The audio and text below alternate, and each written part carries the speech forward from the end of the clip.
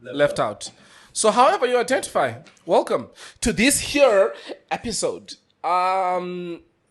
We would like to thank two really amazing, supportive sponsors.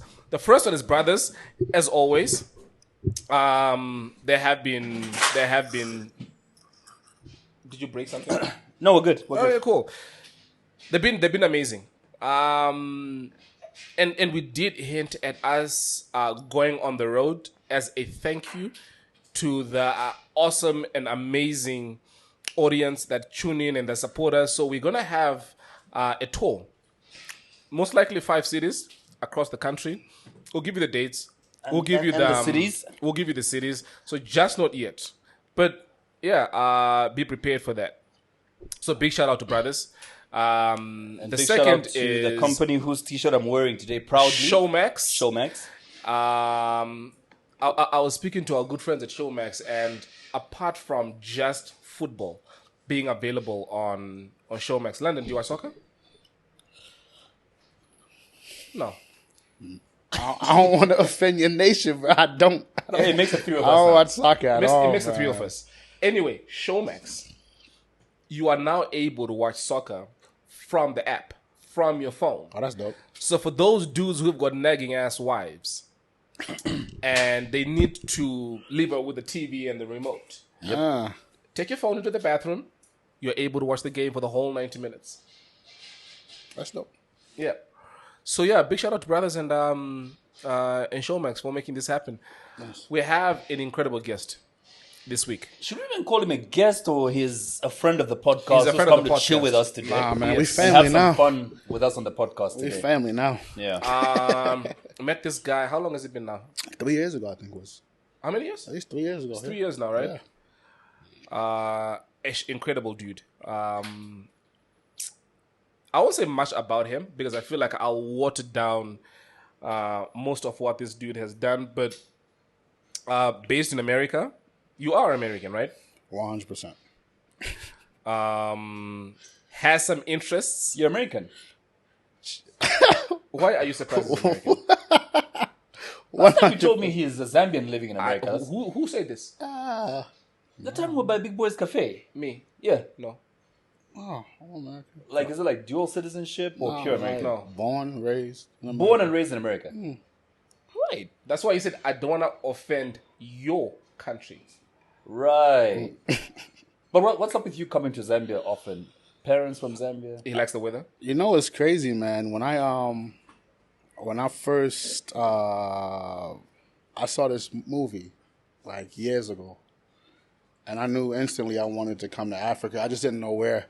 But I watched a movie called Serafina. Sarafina. Dope South African movie. Yeah, but at the time I was just like, look at all these young people my age fighting like for something. Right. And I noticed like there would be a difference between them fighting for something and in the States we were fighting against each other already. You know what I mean? So I just thought it was like the coolest thing. The music was awesome. The energy was different. I was like, I want to go there. And then I started taking trips throughout Africa. And What was the first country you went to? first country I went to was Malawi. Malawi. Yeah. Well, I stayed in Ethiopia for like 5 days. I did a long layover, and then so it was women Ethiopia there, though, and then bruh. Malawi. Where Malawi? Women, no, Ethiopia. Listen, I mean, I tell everybody in America, bro, you might as well go straight to the source, go straight to the manufacturer, bro. Like, there's a lot of women out there with add-ons and aftermarket prices, bro. Who said? Oh yeah, pimping all over the world, Ludacris. In the last verse, the last sentence, remember what he says on the song? After he describes so many women that he's seen around the world, and he It says, says, yeah, the best women in Africa. yeah, pretty much. It's true. I think it's the range. Like you can get just about any range. Like the range is so high and low. Like you can find anything, whatever type of woman you like, you can find here. You will not find that in what? South America, no? I lived in Dominican Republic for like 5 years, and they have great looking women too, but it's not the same. Like, it's not the same because for one, like their thing is like their border is Haiti. So And there's barbecue there. you're just mixing like. Do you know about barbecue? What do you mean? Like barbecue food or what are you talking about? No. So you know it's now being run by a gang, right? Yeah. They ran the president off. The leader of that gang's name is Barbecue. No way. Seriously. Like the lettuce BBQ or No, like the word barbecue. Like a nickname. I have got no idea if it's his name or his nickname, but he's known as Barbecue. Look him up.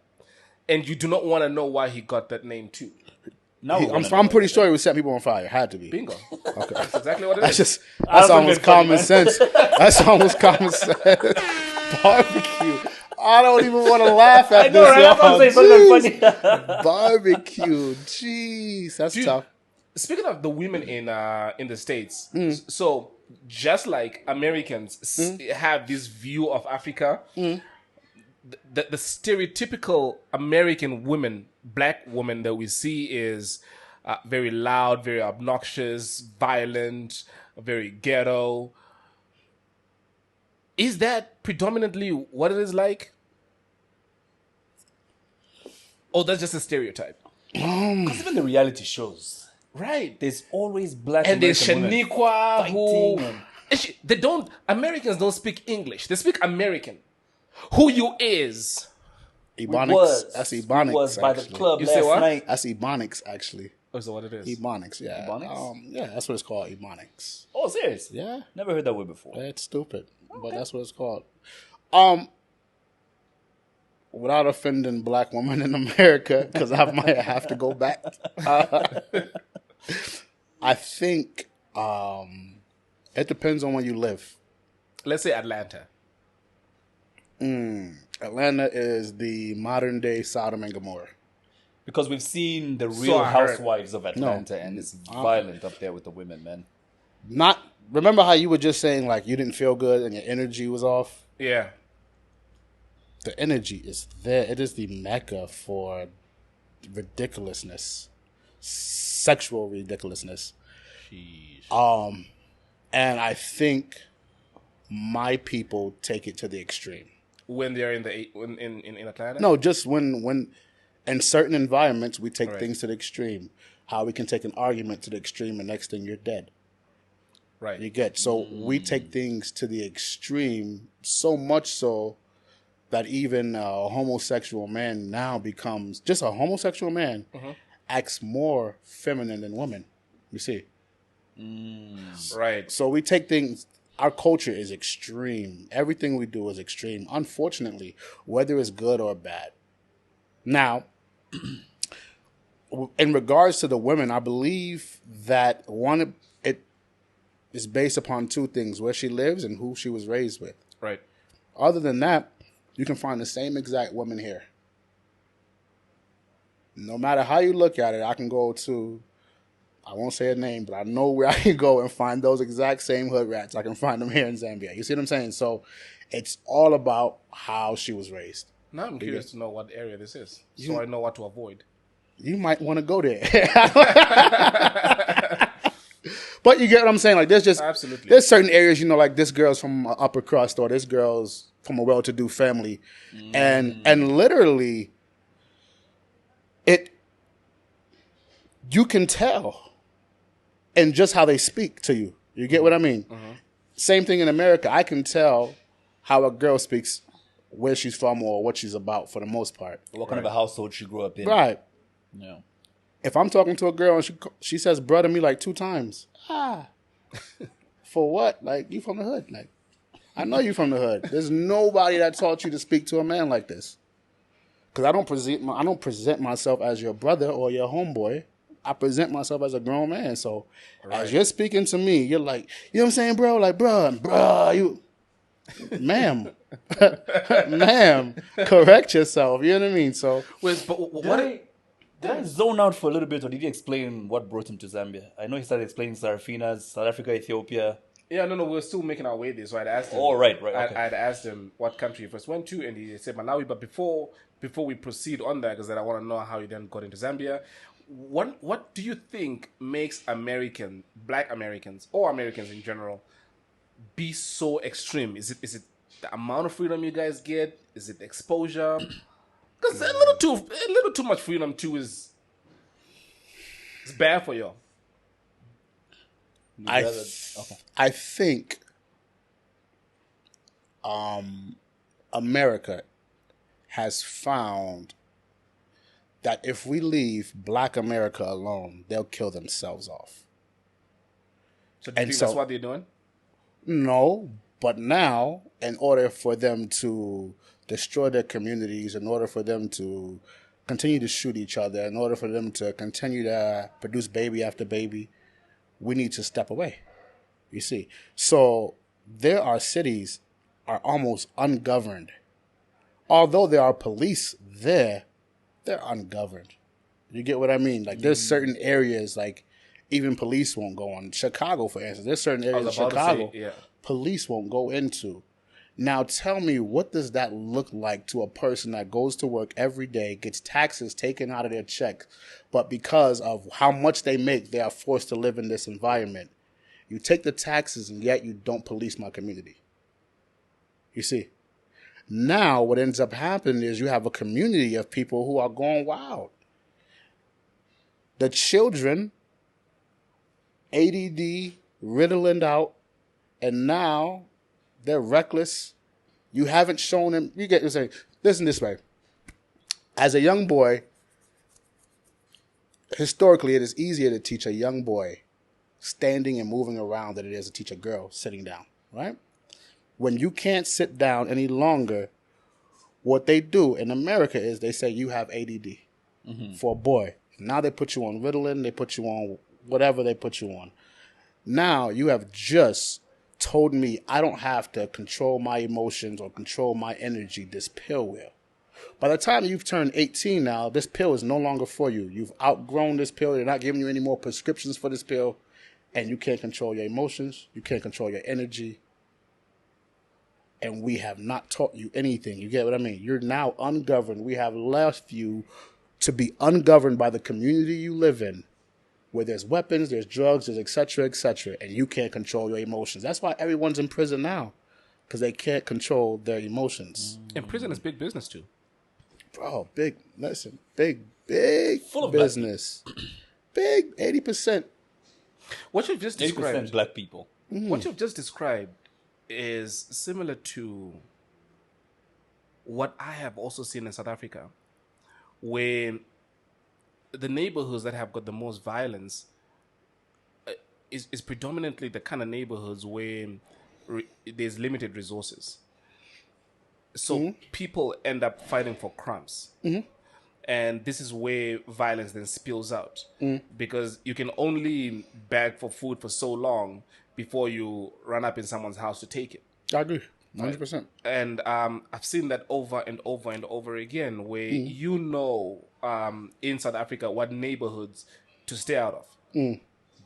During the day, I would not step foot in Yeoville. Police won't go there. She's calling out names. Police won't even go there. Okay. Right? And it's almost like if you go there and you get robbed and you go to the police, they'll be like, but what were you doing there? Oh, wow. Right? So now it's on you. Even your insurance company's like, we can't do nothing for you. Right. No need to arrest you because you're such an ignorant prick. What are you doing? Yeah, so I've always taken a lot of interest in, and Kalinga will keep pulling me back, because if it was left up to me, I would go on and on and on about America, because I've taken He's a master digresser, this one. I've taken a lot of interest wait. And I'm happy that I'm with a black American person, because something has always bothered me about titles that, are given to certain races in America. Especially, let's talk about the black community, right? Let's talk about it. Is there any other race that's called by the continent that they come from and then hyphen America, like the way they do African American? Asian American? Listen. Yeah, but I don't think it's that.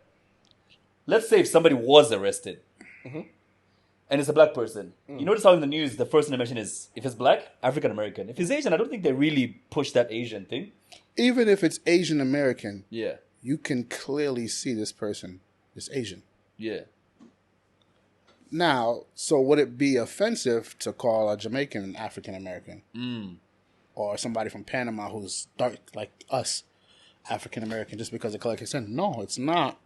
To make somebody check white or black or whatever your color is, just so you can do a census and numbers, is kind of ridiculous. But then, so Kalinga, Yeah. and again, correct me if I'm wrong.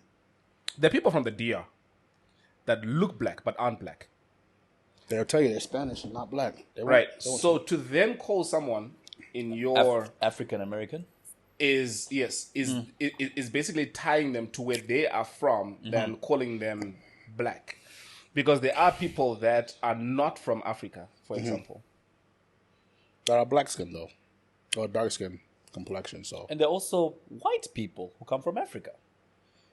they don't call them African Americans. That's my point. Yeah, well, You know what I mean? The Boers, those are Africans. They've been Yeah, here well, for yeah. half a century now. Half a millennia, sorry. Now. Yeah. You know what I mean? All right. well, So I Elon got, Musk, for example. Elon Musk is African American. I'm You know pretty. what I mean? I'm pretty sure. I'm pretty sure that is Donald Trump's favorite African American. You see what I mean? all right, so I got a question because you guys are from Zambia, and I've asked this question numerous times. How do you feel about not necessarily slavery, but how do you feel about people taken from your land and you guys not doing anything about it? Before Kalinga answers, here is my take. It's a very unpopular one. What pisses me off, and I have seen some governments stand up to the West, is you see some countries come in. I'll give you an example of Zimbabwe. Right, so plenty of lithium there, and electric cars are on the rise. And so many American companies wanted to come and mine the lithium, take it back to America and Europe and make batteries and everything else, up until the government stepped in and said, no. If you guys want the lithium to make batteries, set up your battery factory here. You don't come, you mine, and then you take it, right? I've seen one of the Kenyan presidents literally give back. This was aid that was given to him by Macron, I think. And this was the craziest press conference that I've seen. So he lets the French dude come and hand over the money to him. In his acceptance speech, he gave back the money to him and lectured him on how you guys come on the false pretense of trying to develop Africa, and that you guys want to come and just basically strip Africa of its resources.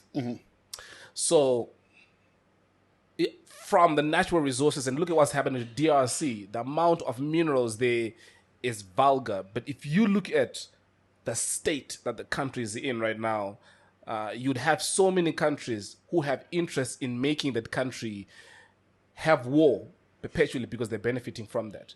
On the slavery bit, I feel everybody inside needs to shut the hell up. Because ain't no slaves were taken from here.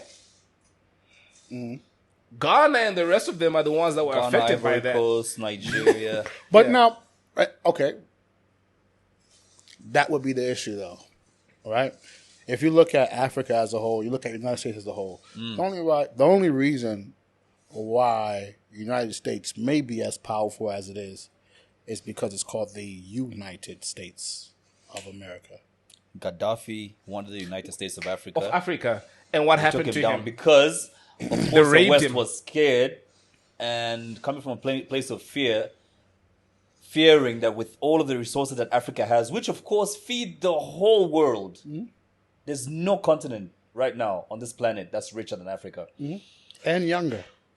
And You young. guys have the youngest continent. And we've got a huge ass population that if we just closed off ourselves from the rest of the world and we started thinking more in terms of let's develop ourselves as opposed to leaders coming into power. And that's what pisses me off with your first question. A lot of times you find people write books about how the West underdeveloped Africa. There's actually a book with that title. I don't know if you've seen it. How Europe underdeveloped Africa. You've seen that book? No. It talks mostly about how these Western countries come and just take from Africa. For me, that's not even the problem.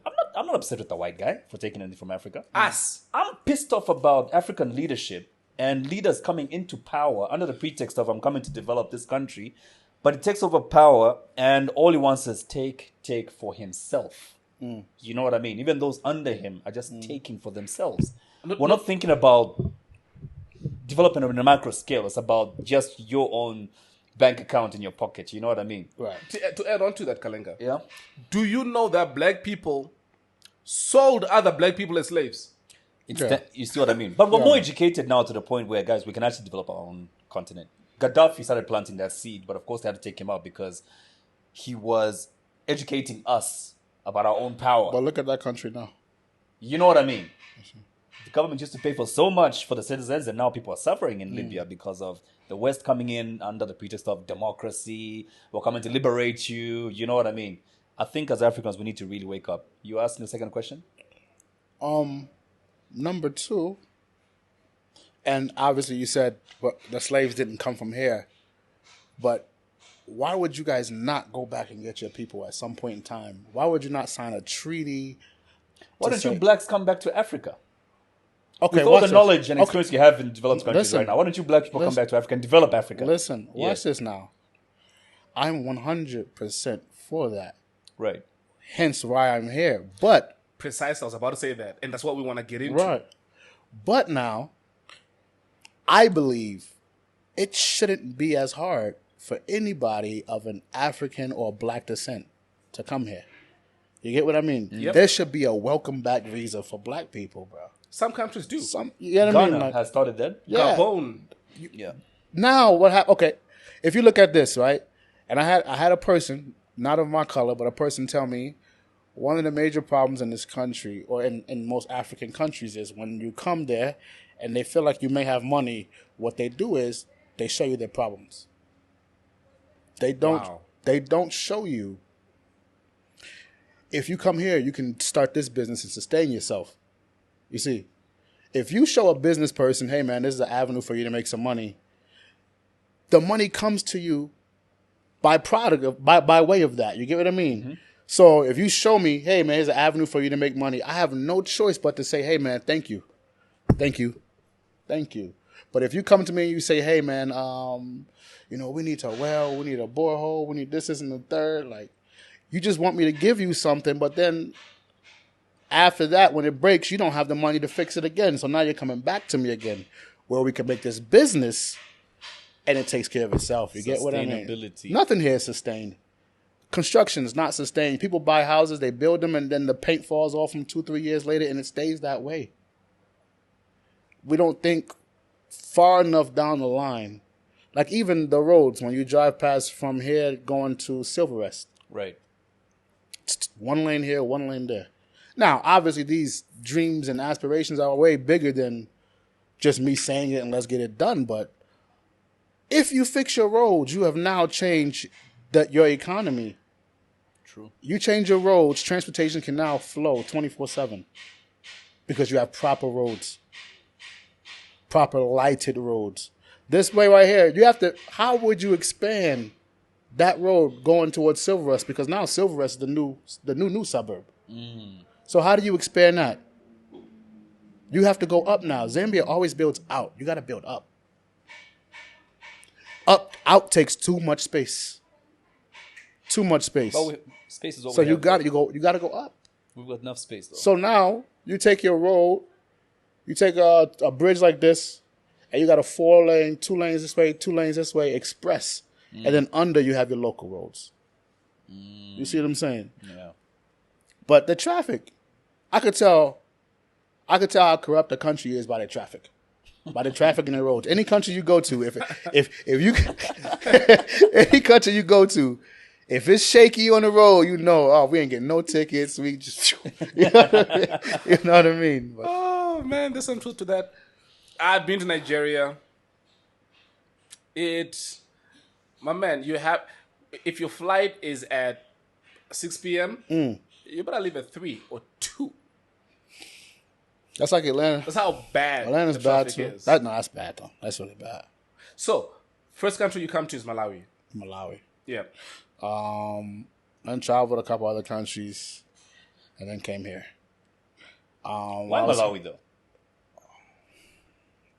Was it because of Madonna? I was invited. Oh, right. I thought because of Madonna adopting a baby from there, so sort of like marketed the country. I don't really follow Madonna, so we got nothing in common. You know what I mean? But no, I was invited, so I was like, I've never been. I went. I was supposed to stay for like 7 days. I ended up staying like 45 days. Wow. Just in kind of enjoying like, and then I was like, well, all Africa can't be like this. So then I started jumping around and seeing what I liked or whatever. And I looked at this country. I was like, it's developed enough where it's not too behind. Which one? Zambia. Where I felt like it was developed enough where it wasn't too behind. But there's still lots of potential.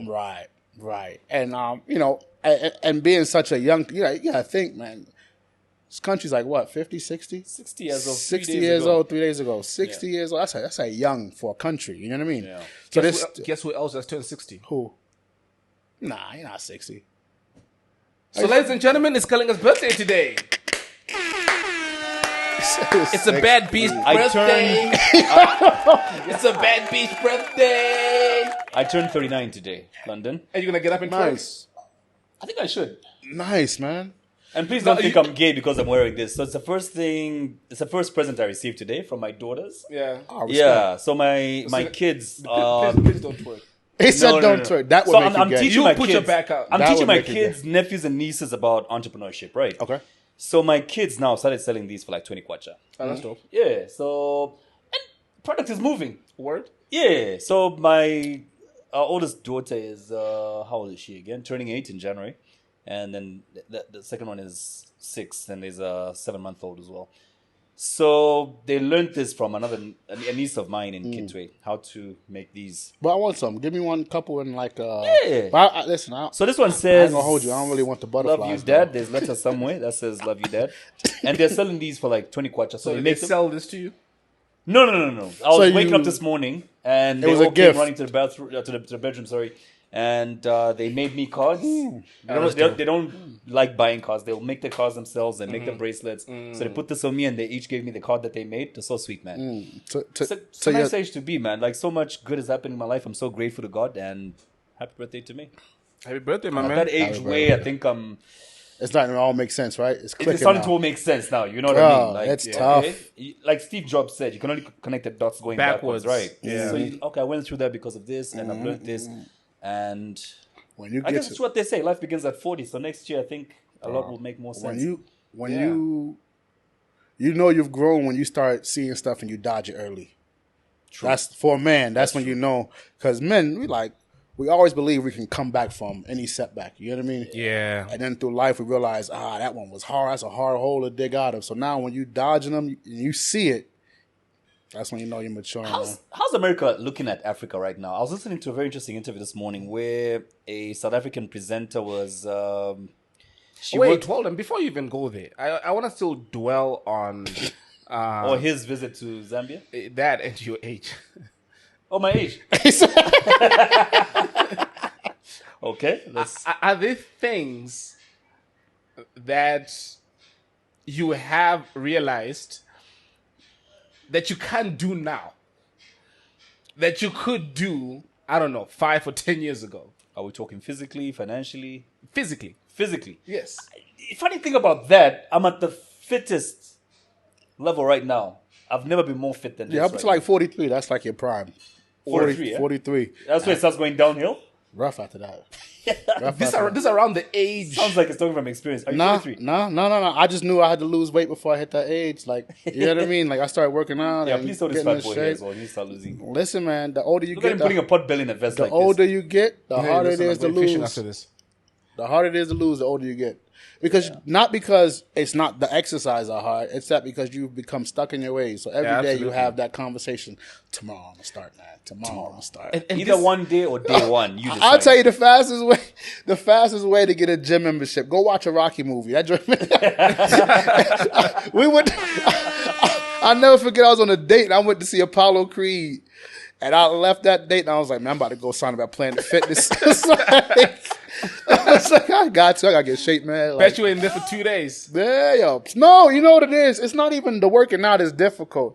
It's the people, man. Like sometimes you just want to get in there and do your thing and It's precisely why I don't Can, go can, and I, work can, I, out. can I tell you something about one nigga? I won't mention any names. Uh-huh. You know when the year starts and everybody's got all these Yeah, New Year's I don't like this resolutions story. I don't like this and story. This year I'm gonna do this, I'm gonna do that. Let me pay my gym membership. One nigga in this room paid his gym membership on the 3rd of January. He worked out for 30 seconds, never came back. Listen, I ain't gonna call nobody. 45 seconds. Don't I'm not- disrespect me. Listen, 45 seconds. listen. I got you beat. I ain't gonna call nobody name out, but they know who I'm talking to. Okay, there's Went- Olsen. went to He the- went to a gym for 45 seconds. And No, you I'm know, talking- you know what workout he did in 45 seconds? He walked to the Stretch. treadmill while on Instagram and I wasn't on walked Instagram. I was on Twitter. Don't disrespect on me. Twitter. You know what it is, bro? 45 seconds. I'm gonna tell you what it is. Yeah. I'm gonna tell you honest guy what it is. If he not surrounded by people that do that, like surrounded by Precisely. people that do that, he won't do it. That's not because it's not him. It's not in his nature. Because we know who he's surrounded by. So. because gym is a lifestyle. Yeah, You yeah, have it to is. incorporate that, and that's number one. Number two is a big part of why I hate going to work out is just like you said, the people. If I can have a workout buddy, I'm good. I hate having to go there and having to have people walk up to me, start a conversation, and that really pisses me the hell off. It really does. Around AirPods. the age where you are now, so this is around. You need to start thinking of colonoscopy. Okay, you need to start speaking to doctors. Okay, I eat enough vegetables, I eat enough fruit, I eat enough cereal. I think I'm great. Landon, why are you laughing so hard? Because you, it's hard to tell a black man to go to the doctors, bro. Like he's I have my another man. man poking my My anus. man flat said I eat enough vegetables. Nah, but we gotta take care of ourselves though. That's the No, problem. I am taking care of myself. Yeah. I'm in the best shape ever. This point in my life.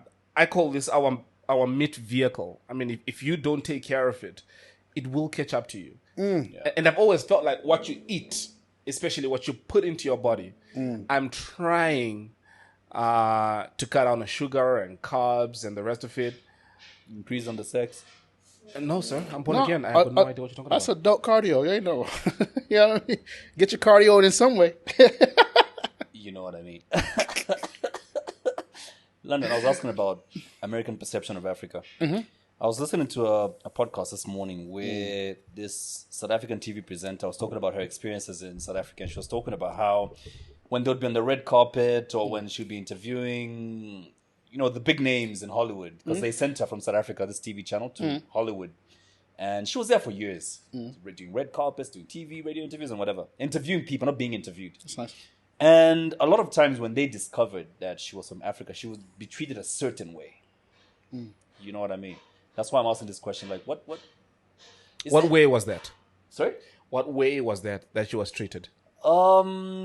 Sometimes condescending. You know what I mean? Sometimes I think it's got a lot to do if- with that person. Because Lupita Nyong'o and the rest of them are superstars and they're treated Oh, and as Trevor such. Noah as well. You know what I Yeah, mean? and Trevor Noah. Yeah. I mean, I think for black people, Yeah. when we meet Africans, our initial interaction is like, it's another one of us. However, when y'all meet us in America, y'all don't want nothing to do with us. Why do you think that is? We are uncultured. We don't have culture.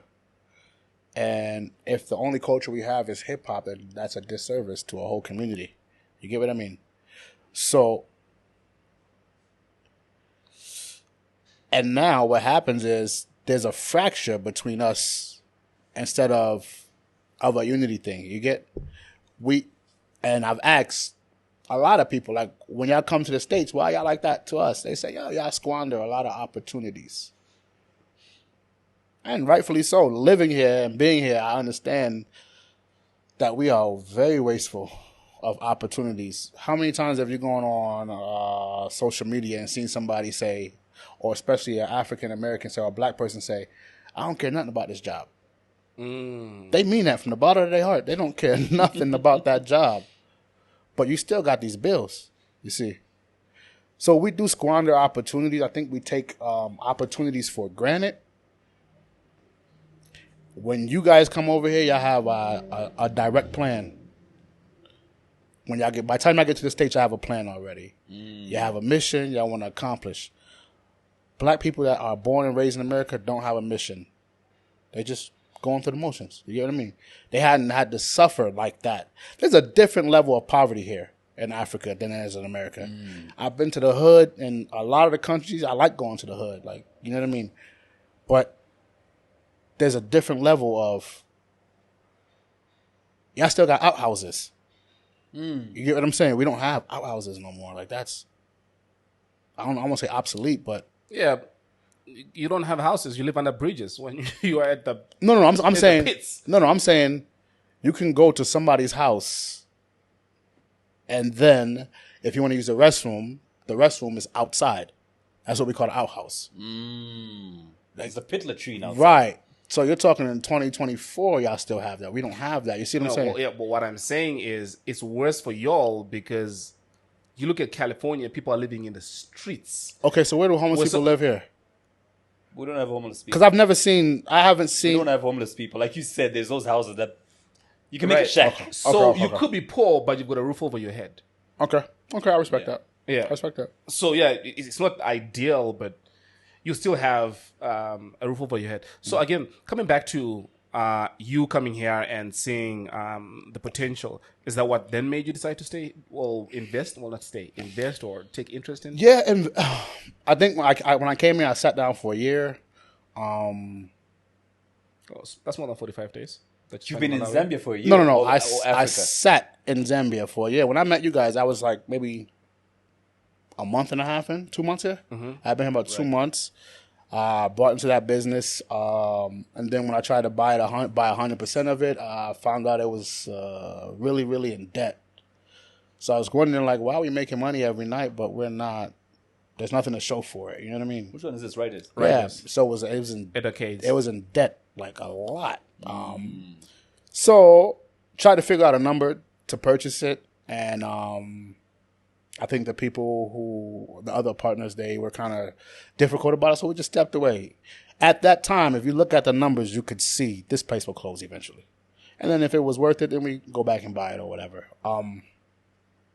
But when I came here, I came to Zambia, I didn't think about doing business or anything like that.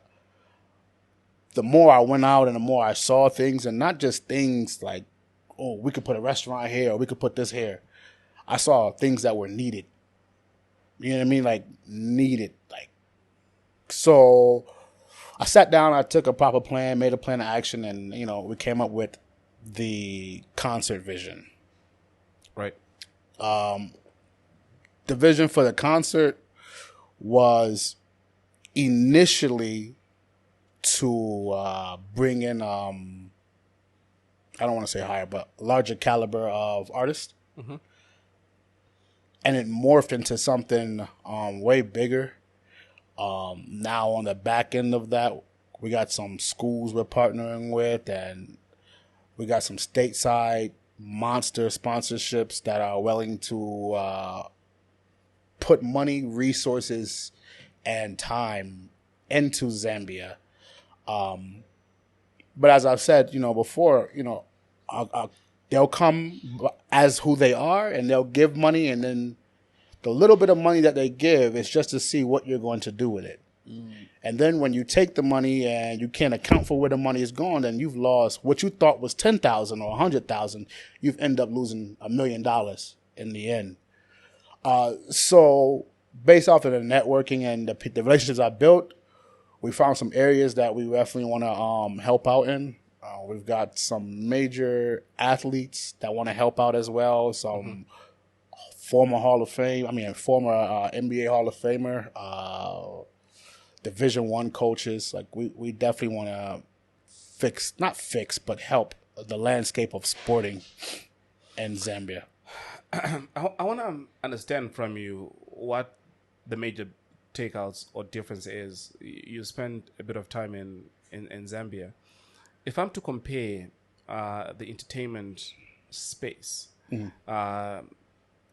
music, film, between Zambia, and I'll just take a lap around the countries in SADC, right? We have seen big name artists go to South Africa, go to Kenya, go to Zimbabwe. And when we're looking at the size of the economy, Zambia's got a much bigger and better economy than Zim has. Right? Rick Ross was the starting all the way back from Bob Marley, right? Michael Jackson. So many of them would go there. What do you think, from what you have noticed, is the biggest difference between Zambia and the rest of the countries in SADC in terms of actually welcoming and bringing current, relevant, big artists? I believe one of the biggest issues is getting people on board. You can get an artist if you're not connected. If you're connected, you can get an artist pretty fast and at a decent rate. The thing you have to understand is getting people on board with your vision or getting people on board to be part of your dream. You understand? That's a difficult thing to do when you come as a foreigner. Now, if you are a Zambian and you are trying to bring artists, it might be helpful if you have people, you have connections, you know. I think the threat of the fear of failure is one of the biggest reasons why people don't go big. There's always this saying that, Zambia wants this, or Zambians like it this way, or Zambians like it that way. And I don't think that's true. I think because you give somebody something over and over and over again does not mean they like it. It just means that's what was available. Right. Secondly, I think that Zim, they may be doing it slightly different. They may be using just private investors. Which was going to be my next point. And with private investors, those are just strictly business persons. They don't have business people. They don't have to worry about their corporation or their brand or whatever. When you get sponsors and stuff like that, I guess there's a lot of details and thoughts to think about. But when you get a private investor, it's just, do the numbers make sense? And if it makes sense, let's go. Simple. Floyd Mayweather.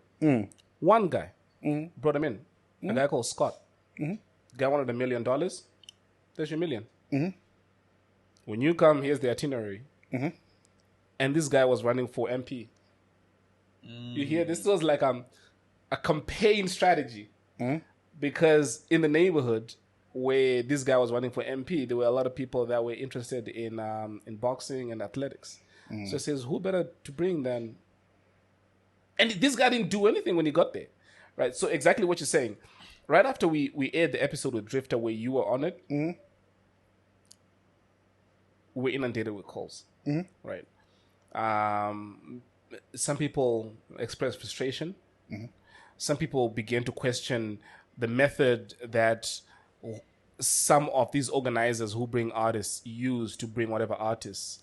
And we had, I don't want to say his name because he's more connected to Kalenga, somebody who actually commented on the Instagram post and indirectly expressed interest and reached out and said, this I'll be willing to do. And we had a conversation. And just like you're saying, it then got to a point where you have a private investor who says, I know nothing about concerts.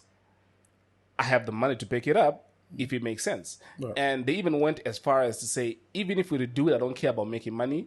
It's to prove a point that it could be done, which is what you said. Right.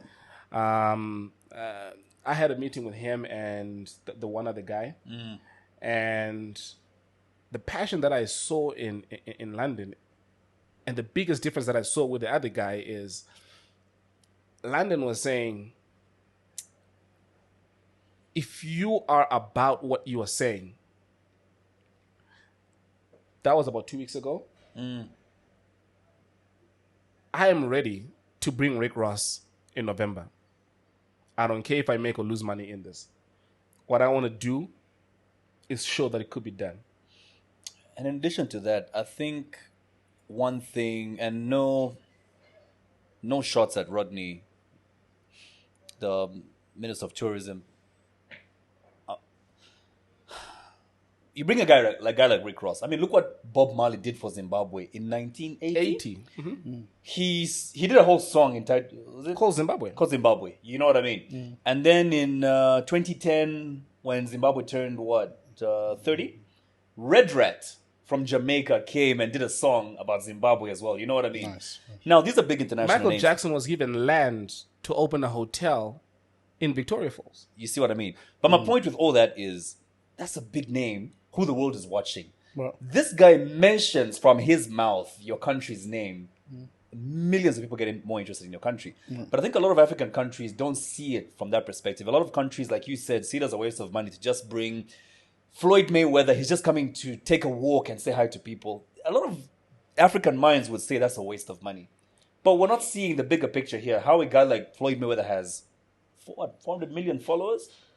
Right. That guy speaks your country's name on any platform. Right. People are coming to see more of you. 100%. You know what I mean? I think we need to start seeing more. Not only that, because I would want you to add to this. If you went to Rick Ross's Instagram, you and I must have shared these videos, and he gets to Zim, and this guy is skip right over.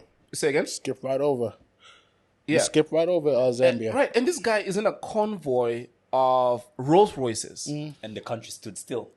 and this guy is shocked that I'm in a country and the same cars that we are showing off in our music videos, there are 8 of them in the convoy that has gone to pick him up, right?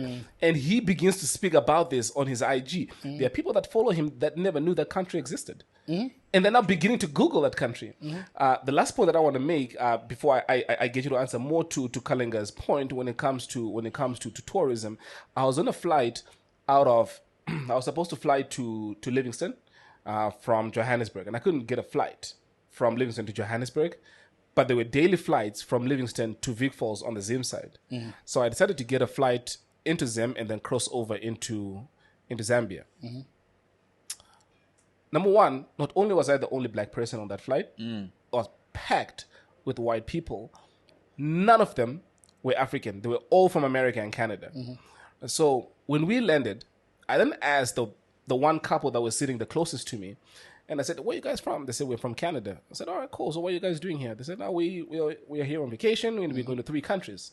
So what countries are these? They said South Africa, Zimbabwe, and Botswana. I said, "Interesting. Why Vic Falls?" They said, "Oh, we've always wanted to see the Vic Falls." So then I say to them, "Do you realize the Vic Falls is between 2 countries?" And it's So- bigger on the other side. Right. So there's no right or wrong answer to the next question I'm about to ask you. Right. Why did you pick Zim and not Zambia? No right or wrong answer. I just want to know why you chose one country over the other when you can see the falls. What they curious to say hear to this. me is, It wasn't in our tourist package. bingo, The what? It wasn't in their package. It wasn't offered in their package. bingo. They say in Canada, when we went to our travel agents, they sold us Zim. They said, fly to South Africa, go to Zimbabwe, and go to Botswana. They knew nothing about what I just told them about Zambia. But these are the things we spoke about with the Minister of Tourism, the episode we did with him. We're like, Zimbabwe markets their side of the So Vic Falls. precisely what London just said was Exactly. package. Which other country? I know Rwanda is doing the most in Africa, man. Yeah. Rwanda. Phew. You're watching the BBC, there's an advert about Rwanda. Watch CNN, there's an advert about Visit Rwanda. Watch the Premier League. Psh. Is it you? Sorry, I don't know much about soccer. Which league is it again? What is the team that wears the Visit Rwanda? It's Arsenal. Yeah, you see what I mean? They're doing the most. Just Yep. just add on to that, man. Last week, Britney Spears were in the country, right? Yeah. One of Do you the know? Do you know? Is it a person or is it a group? Reggae. it's a band, but It's a band. It's a band. Because I only see one guy. You know That's Benny him, Spears. and the band is also Reggae band, right? Oh, you heard about him? Yeah. So this guy came like in Zambia. The organizers tried to reach out to the ministry, and one of the guys that they reached out was once an artist. I won't mention names. You know, you all know him. We reached out to him. They reached out to him, and the response he gave was, "We are all busy with independence." And then we told them, guys, this guy fought freedom. Like he was one of freedom fighter. He saw independence in his country. if you bring him to come and just incorporate him in one of the independence programs. They said, nope, you're busy. The same, Benin Spear went to Malawi. Guess who welcomed him by the airport? The president. The president. Yeah, but Lazarus is a thief. I heard he took his guitar. Did Lazarus take his guitar? Whose guitar? I met Lazarus. He's a nice guy. The Burning Spears dude. The president took the guy's guitar. No, he brought him a guitar. Lazarus took the guitar. Not the pastor. He's a nice guy. I know there was supposed to be a question for London in there. I think we started with Rick Ross, and then I think you're heading towards Ja Rule or something like that. Is Ja Rule still coming over? You were asking you were talking about the Rolls Royces. Yeah. No. Well, we'd actually just gone past that, and I was just speaking about the passion that you had, especially when we had the meeting and the private investors. When you say the difference is probably Zim would have private investors, Right, 100%. Which, true to your bruh, I've never been that quiet in the meeting. True to his word, this man. Can I speak about parts of it? I won't say the whole detail. Go ahead, man. Okay, cool. Let me take my glasses off. That's my camera. Should I take mine off as well? Yeah, take yours off, because we're about to speak big money here. All right? Your chain too is fake. Listen, so... It's platinum, bro. This man... Yeah, It's platinum. So this man here says to the one guy who you asked us to go to, he says, if you put up $100,000 to bring Rick Ross in Zambia, how much money in return would you want to have made in profit for you to walk away and say, this was a good investment? You've heard the question, right? Yeah. The guy says, if I make $80,000 on top of my $100,000. So he walks home with a 180. So he walks home with a 180. Right. Now, obviously, it'll take a lot more than just $100,000 to bring Rick Ross here. Yep. That's not even his asking fee. This man sitting here said, okay, fine. Put your 100K on the table. I'll match that 100K and I'll pay everything else. On top of that, if we make less than 80,000 in profit, I will give you that 80,000 that you want. And then? I'm expecting something. He hit the moonwalk. He hit the moonwalk on it. Yeah, man. I said that. I'm like, So he said, yeah, so what is it going to be? Are we doing this or not? And like my dad used to say, shit or get off the pot. So is that where the conversation ended? And That's where it ended. Actually, no, it went further. Remember? Yeah, but because I could dropped tell from your face that though it could have gone further, you. No, well, what I'm saying is it went further because I did a different event, smaller budget. Remember? Yes. Just as you can speak about that. The thing is, we said, hey man, it's the end of summer. Let's do a pool party and let's bring Soulja Boy or somebody like that. And just have a little kickback to a pool party. Concert. A pool party, like 4,000 people or whatever, and then we'd chill, have a little concert or whatever. And that's it. Nothing major though. About 4,000 or 5,000 people, nothing major. I told them what the budget is, and sometimes you got to gauge people rightfully. So I'm like, hey, this is a smaller budget. What do you want to do on this one? Yeah. And then, you saw what happened. So for me, you get the runaround like that. I would say this before. When I first came here, I was kind of like I won't say meek. I was humble. Like I was very humble. And now it got you nowhere though. Like you have all these meetings with people. They tell you this is what I want to do. This is what I'm going to do. And blah, blah, blah, blah. I can't chase you around no more, man. I run a business at home, man. I don't chase nobody around like that. You know what I mean? So either we're together and we're going to knock this out or we're not, and then figure it out. Who's coming? Is Ja Rule going to come eventually? What's happening there? So we put up a post saying Ja Rule. You put up a post saying, is he or was he? That was the post. Is he or was he, right? That you put up? Or is he or was he? Right. We're talking about how he could have been in the country independent. Okay, so yeah. So the thing was, there was a group of collective artists that I wanted to bring here. from a business perspective, and I've said this numerous times, based upon Zambia's economy, here you guys get paid once a month, right? Before you get that paycheck, you already spent it in your head already. Yeah. You're good. So obviously, we need to make sure we give you guys enough time to purchase tickets, enough time so you can plan for it. Months. Right. Number one. Number two, in order for this event to be successful, we needed a sponsor. The sponsor was needed because I watched the Neo show last year, and once people saw him land, that's when they started to buy tickets. Yeah. This may be one of the reasons why promoters or event hosters don't bring in large artists. That's a long, stressful period if you don't have the money to lose. You get, if you start promoting in January for something in October and the funds are just trickling in versus you sell how Chris Brown, 2 hours, boom, gone. Like, if you don't get a solid response, like, that's a stressful stretch. And then now when your artist gets here, everybody's at the gate trying to get tickets. That's stressful for business. You get? It's stressful, and then now you don't know how to gauge the market properly. And so what I said was, they need to have payment plans. You need to have a solid office or something where if you want to buy tickets, you don't have to just go to CompuTicket or go to here. Somebody says, yo, we'll take a payment plan from you. Even if you put down 50% now and then whatever. We want everybody to come to our concerts. It's not, our tickets are not, somebody told me, the guy said your ticket price have to be $1,000 or something like that. Remember he said that? I was like, yeah. And I told him, for what? You're trying to get rich off of one event. Like, it doesn't work that way. Give the people what they want at a quality price. They won't have a problem paying it. If you try to rape them, they'll know. They'll feel it.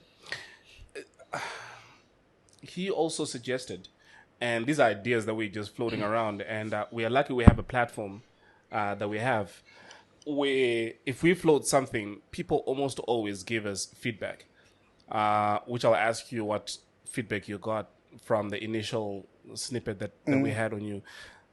He suggested also bringing, but more like a club setting. You say Genuine, Tank, and what's the guy's name? Tyrese.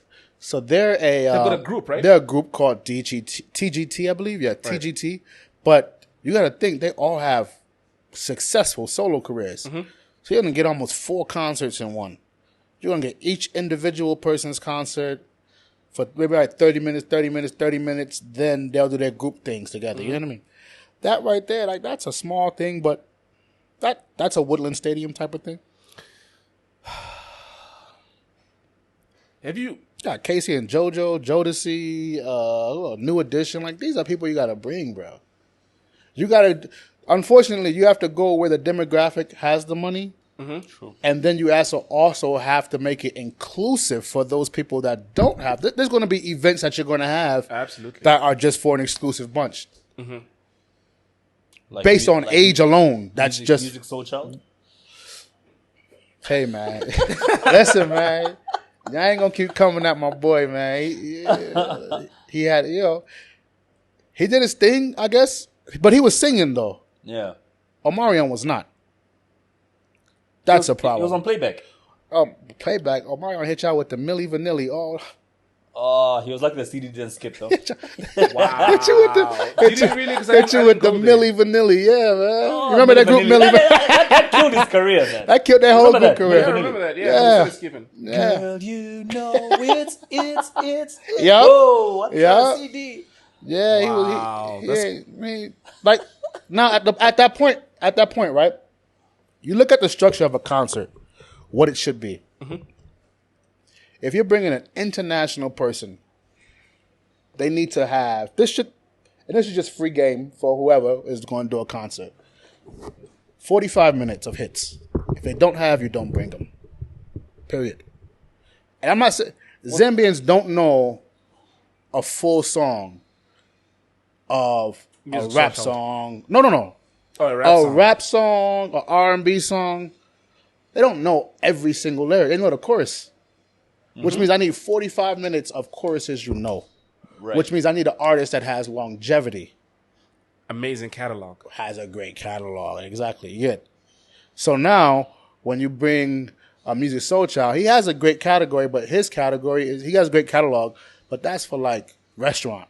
It's a very niche That's kind of market. That's what we call, that's the House of Blues in the States. That's where, you know what I mean? Then you have, so that's one thing you need. When you start talking about, anytime you go outside the country, you make more money, you charge more money. The travel itself forces you to charge more money. Absolutely. You lose almost 2 days in travel. So, why bring somebody over here? I'll never forget, matter of fact, I was in Qatar, Doha, Qatar, and I saw Anne-Marie. The girl, it's just one thing. She can't sing. We know she can't sing that good. Yeah, it's Beyonce too. Beyonce's got better over the years, though. But she could never sing from the get-go. But So it's a lot of auto-tune. she was pretty, and she had a lot of attitudes. I was like, y'all go. Nothing else to do. She had 2 songs. She showed up 45 minutes late, sang 2 songs, and said, thank you, good night. And I was like, bro, you could have had an opening artist or something. You get you know. So now, when you bring an artist, if that's all you're going to feed them, you have to have a great accompaniment. You have to have a great... songs. You get... Somebody has to go with her. Somebody... I mean, it was crap. It was packed, though. Packed for 2 songs. So, 45 minutes late. Let me ask you this. In order for you to have a successful concert, right? If there is a concert that you want to work on, what kind of partner are you looking for? I'm looking for a partner, as you said, the one that's not afraid to take a chance. We're going to meet you halfway regardless, but we need a partner that understands our dream and our vision. This concert requires money, it requires funds, but on the back of this concert, there are some things that could shape the future of Zambia's youth for generations to come. So it's important who we sponsor with, and that they understand what we want to do. This is not a money-making scheme for us. We're all set. I'm 40. I've been retired for like 4 years. Actually, I've been retired longer than that, but I always find some way to go back to work. So this is not a money-making scheme for us. We are passionate about what we're talking about, what we want to do in the community. So much so that whatever we make on the concert, we can be transparent and show you where that money is going to. You understand? Yeah. Like, we're that serious about what we want to do on the back end of this concert to propel Zambia's young generation of athletes to be on a even playing scale with the rest of the world. Well, given the company that you then partnered with when Ja Rule ended up going to Ghana, massive ass company. So this is how? I'm saying also given the company that you then worked with to take Ja Rule to Ghana after Zambia failed. So here's the thing. Here, we have sponsors in the States. That's a sponsor in the States is easy. The problem is when you get a stateside sponsor, they swallow everything. There's no money for you to make. There's no, your dream, your vision, like, it goes out the window. Like, they're taking the little bit of money you put down for your artist, we got you covered, here's 10%. It's like you almost become a booking agent when you partner with American sponsors, you see. So, if we want to do something here, we can't do it with them, unfortunately, because they'll eat everything up. And then the dream now is a dream deferred, because what the money was supposed to be used for got taken by a large corporation, you see. Yeah. So, there's now, as far as... Well, I know the corporation that you used. I don't know if I can say the name. Don't say it, man. All right, don't cool. say it. Don't say it. But yeah, they'll swallow everything, man. I don't care. Pause. They'll take everything. No Diddy. No Diddy. They'll take everything, man. Y'all boys in some trouble, ain't he? Hey, fam. bruh. He found that boy. Like, in he's trouble. never seen the light of day again. It's a wrap for him. Listen, he got to tell on somebody. Brother Love. He got to tell on somebody. He got to. But see, He's getting life. I don't see this guy. I don't see a scenario where he walks. I don't see a scenario where a person of... There's a difference. R. Kelly wasn't powerful in the music industry. No. And he was broke. Diddy was powerful in the music industry. And rich. And rich. So I want to see How this what pans he... out, yeah. Yeah, because either he going...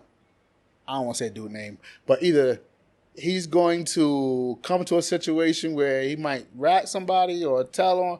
Bro, home got evidence for days.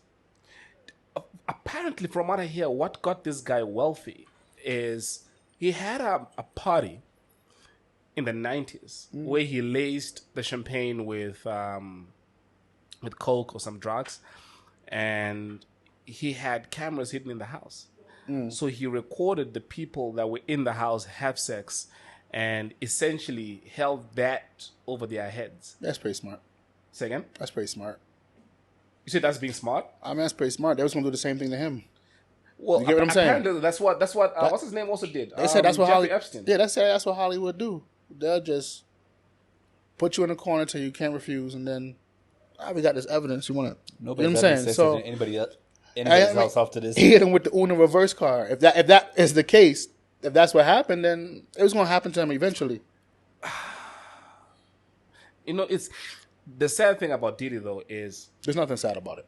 no, well, there is Big one G. sad part, which is What? well, people are saying a quick payday, and people are starting to make shit up too. So Remember the lawyers got how many? 300 women?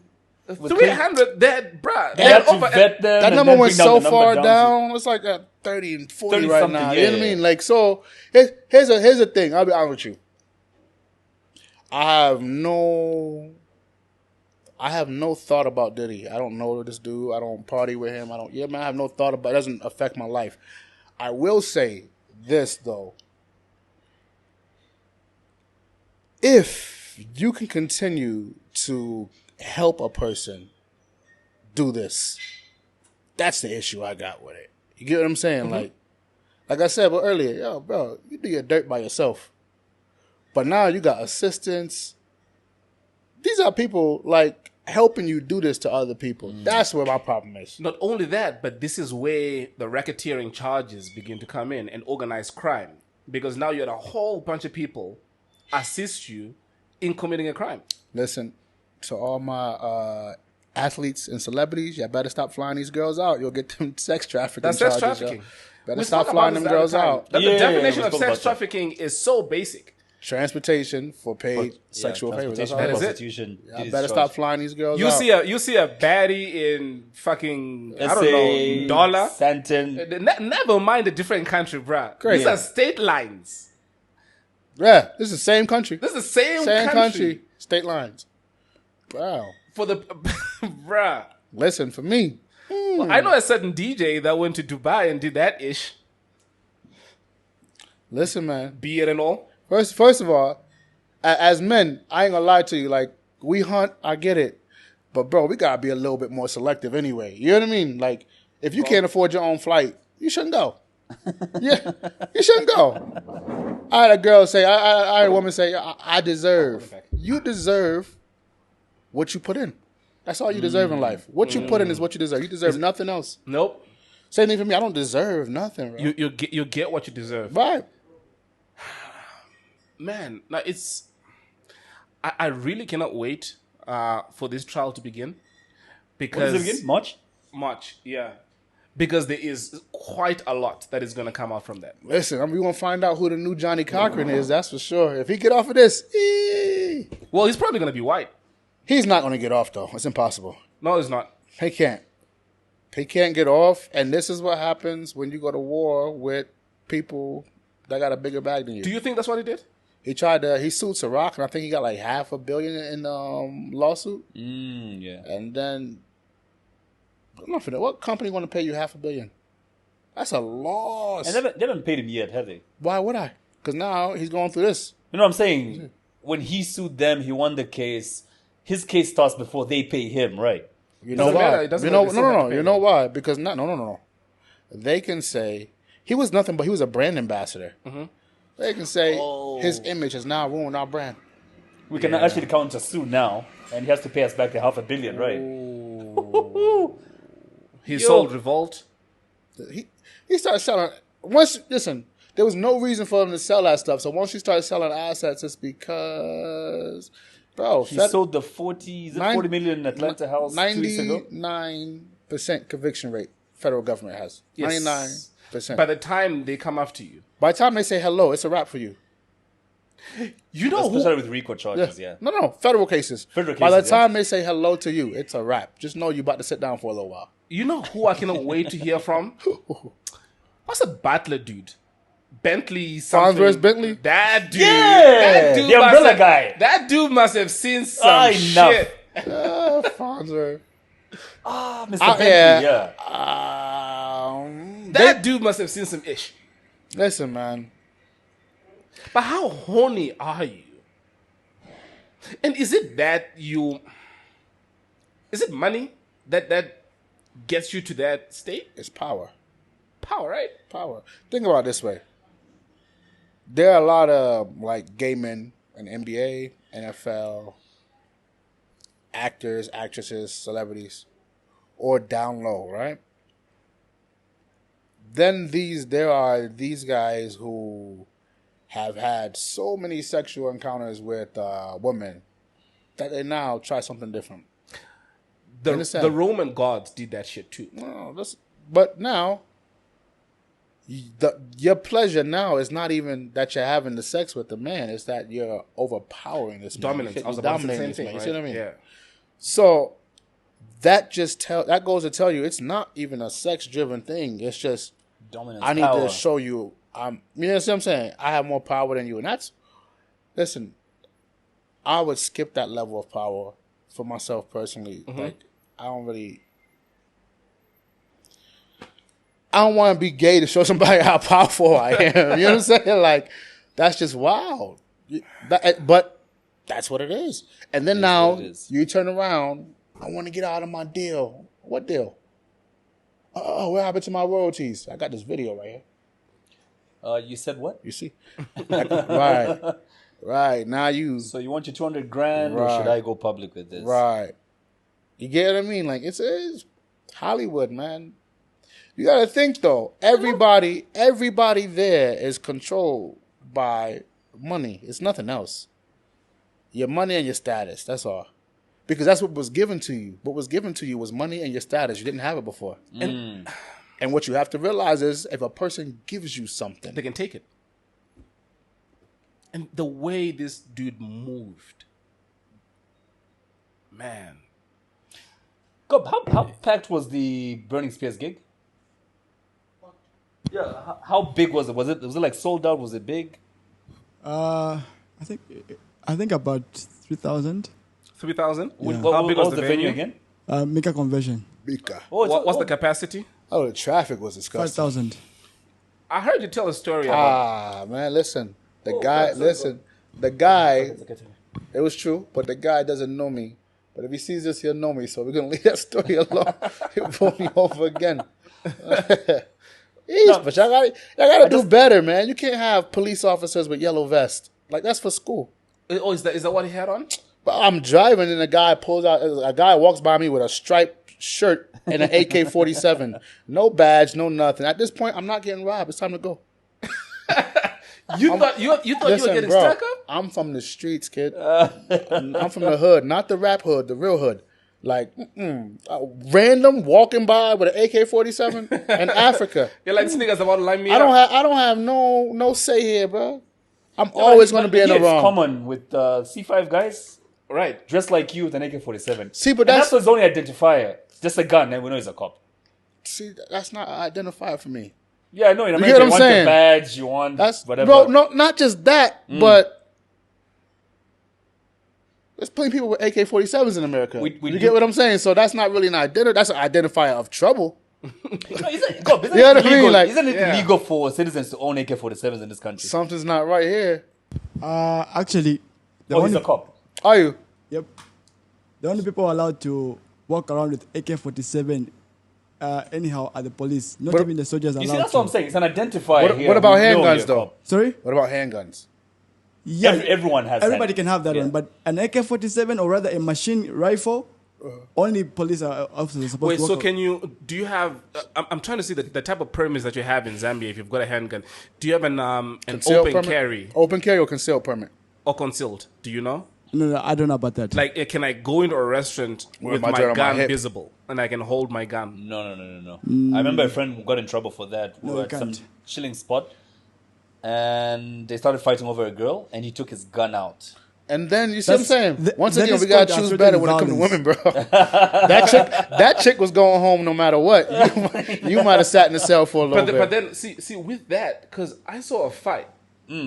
See, with that is dangerous. And I saw this in Johannesburg, right?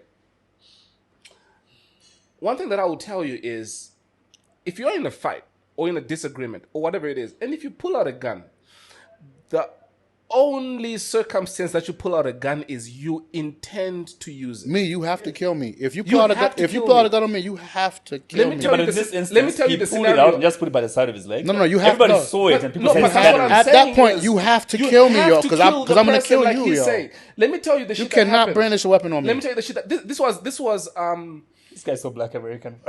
Nah, I'm a soldier, man. Don't get it twisted. You ain't gonna pull no gun out on me, like, and just this was I was about to get into for a that. conversation. This was a But wait, road did he rage. point at you? This was a road rage incident. Did he point at you the gun? He raised it. Okay. He raised it, but he didn't get it all the way up. But it was cool. It's not big deal. Let me tell you the story. It was He's a doing road his rage job, incident. I guess. One Yeah. guy gets cut off. He gets out of the gun. Sorry, he gets out of the car. Right? Walks up to the guy, and they begin to argue. As they are arguing, the one guy who is outside the car brings out his gun, basically to try and shut this guy up. The minute the other guy sees the gun, pulls out his own and shoots him in the Draw. neck. There's nothing to talk about. Yeah. Draw. Self-defense, right? He pulled out a gun. I don't know what you were gonna do. It's I exactly could have what gone first. and it's precisely Did what the guy I'm saying. die That now? if he died, Listen, and he bro. had his wife in his car, Listen, bro. I've been to Iraq. I've been to Afghanistan. I gotta get home. I was you in about to the say the army? same thing. Yeah. This guy was in the army. I gotta get home. No questions asked. I gotta get home. Like, if it's me or you, no, it's me. No, it's me at all costs. Dude, the time that you're in the army, that was around the Bush administration, right? Yeah. I met a guy. The time that I lived in Belgium, this guy was in the army, and the only reason why he drafted and he got listed is because his brother got in the army, and his brother got deployed to Iraq. So he had that attachment to his brother. He felt I have to protect him. So he listed. He got drafted and he went to Iraq. What he tells me is, in the back of his mind, he knew this was a personal bullshit war. He goes there, he's with the brother, and literally a month after he gets there and is with the brother is then asked to go back to the States. And now he doesn't have any reason to be there because the only reason why he was there The brother, yeah. was to look after the brother. Nah, the only reason he got now is because he got orders. He can't leave. So that's where the story gets interesting is when he went back to the States, I think for a small break, he took a flight to Belgium. And he said, He's I AWOL, know bro. that if I went back there, I was going to get arrested. He's AWOL. Yeah.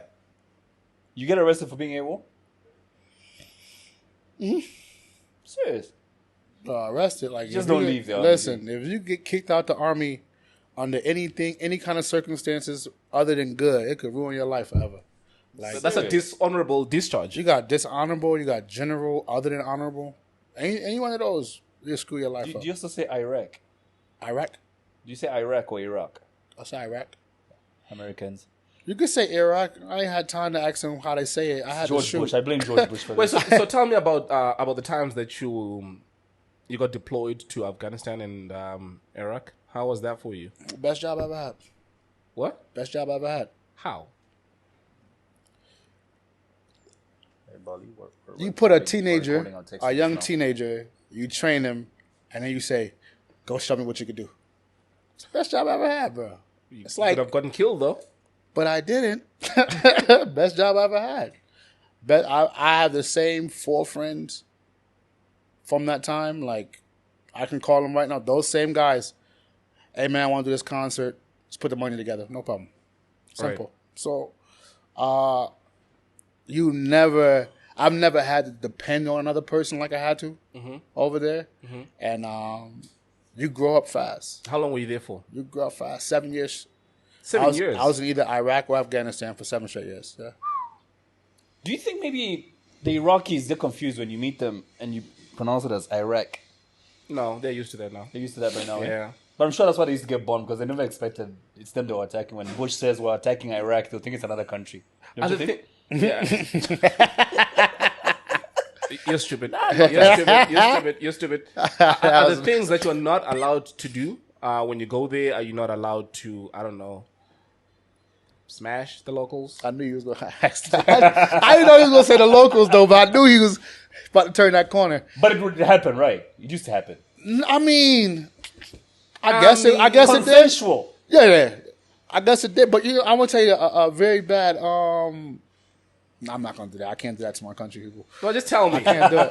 No, there's a bad statistic about rape in the military. And it's mostly men on men. What? It's mostly men on men. Deployed men. It's mostly men on men. Once Deployed again, men raping deployed men. Not the locals. Why is that? power. Again, you got 17, 18, 19-year-olds, 20 and all the age up, and all male units, and probably got 4 concussions apiece. Ain't nobody right. You get what I'm saying? Like, and once again, though, that's the new America. That's the new America. This is America. This what we said, but no. Nah, not eyes on the cat. Yeah, that number is alarming. It's alarming. But then again, there's more men in the army than there are women. So. There's not enough to go around. Well, there's the locals, though. Oh, no, bro. A 2 stateside. When she gets to Iraq, she's like a 10 all day long. She's a 10 all day Yeah, well, long, because man. you don't It's the only option you have. and besides, in Iraq, you don't get to see their bodies. You only see is the eyes. Was that racist? That must have been racist, Nah, right? man, he's like the ninjas. That's my voice, but get the ninjas. But no. Did you ever kill anyone when you were in the army? Excuse me? Did you ever kill anyone? Mm-hmm. Did you shoot them or did you throw a grenade at them? How did you do it? There's a few times, so it just depends on which one you want to talk about. Ask what you want to ask. No, I've already asked the question. Like, did you kill anyone? How did you do it? Do you have any PTSD from the experience? I used to, like, after I finished and I realized I wasn't going to do this anymore. Like, I got out of the military and I contracted for 3 years for the government too. And I realized I wasn't going to do it anymore. Got home and I was like a full-time drunk for like 6 months. Like, in the basement. In the morning, I'm at the they call it a package store. I'm at the package store for opens. And I'll go, I'll drink, I'll pass out. Probably wake up in the afternoon, like 3, 4 o'clock, go back, undo it again. And this is the crazy part. I was disciplined enough. Not to keep bottles in my house. Like, if I wanted it, I would go get it. Because You know it's what I'm saying? just not a normal thing, whether you're a civilian or in the army, to kill a fellow human being, No. right? No. Was it close range? The people that you killed, what was it like? I think the first time's a little stressful because it's the first time, I guess. You pulled the trigger. Yeah. And I guess it kind of leaves you, like, as much as we may joke and laugh about it, you understand, like, that person belonged to somebody, you know? Like, that was somebody's father, brother, or whatever, you know? I don't think that hits you at the moment until, like, you're by yourself. I think in front of the guys, like, at that time, like, that's what we're trained to do, you know? That's all we know. And so you had to kind of mask your feelings a little bit, but I think that first night was very difficult for me to sleep. And then at that time, when I was in the military, I was by myself. Like, I had no connection to nobody, no family, no nothing. So I just felt like, dude, if I die in a foreign country, like, for people that don't know me, like, you know what I mean? Like, Yeah.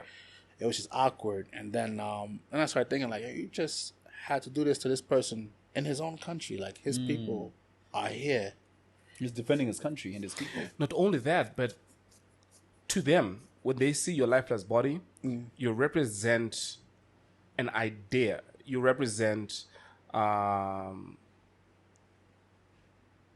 country that has basically come to cause turmoil. So they don't know you as London. You know what I mean? What they see when they see you is if they have any hatred for America, if they have any misconceptions or however they feel America, that's what they see when they see you. Imagine the first time you greet somebody, you have weapons with you. You know what I mean? Like, there's nothing friendly about that. And then now, even as you're speaking and dealing with them, in your mind you're thinking, can't trust this person. That's very hard to build any kind of relationship like that. You know what I mean? Right. And then I fear that what we did over there, we just created another generation of enemies. Yep. You know what I mean? Like, if it wasn't their fathers, it's their sons. If it's not their sons, their grandsons. I feel like we created another generation of enemies. And then that's how you keep wars going, because it's profitable. There's a question I have, but I wanted to build up from this question first. The war you went for, I don't know which year you were in Iraq, Iraq. What was the war about? If you ask me. Oil. Yeah, but What were you told? Exactly. What was in the news? Before we get down to the nitty-gritty. Weapons of mass destruction. What does it have to do with you? To guys? retrieve them. They had the capabilities of building weapons of mass destruction that could be utilized against American citizens. So America has weapons of mass destruction as well. Who takes them away from America? No one. Nobody's strong enough to do that. So why should America take from others? Because we're strong enough to do that. That's why I appreciate. Have you read the story of? I think his name was Ted Hall. They called him the compassionate spy. Okay. Ever heard of him? Oof, this guy literally took away the power that America could have had. This is 1945. America makes the atomic bomb, right? And he was one of the engineers. He was like 20 years old. I know who you're talking about. Remember the guy? Yeah, he was 20 years old at the time. So he was with the Oppenheimers, and then he was in the labs with them, assembling and putting up the atomic bomb together, right? Now, one thing that kept bothering him was, if America is the only country with this bomb, imagine how much power one country is going to have. So what does he do? He sells all the blueprints for the atomic bomb to Russia. Wow. Levels the playing field. Otherwise, America would have had too much power. And he's really loved. And, well, he got arrested and sentenced to death. Where is he now? In America? High treason. Sentenced to death, bruh. Where was he then killed? Yeah, high treason. He was killed the year after. He sold the plans to Russia. Yeah, but No, he actually sold to Germany. And I think Germans... No, and I get it. Well, it begs another question, and don't let me take you away from your point. When you're sentenced to death, how normally are you on death row for? That's the thing. All your appeals have to run out, and that could take some time because, of course, it's sometimes slow.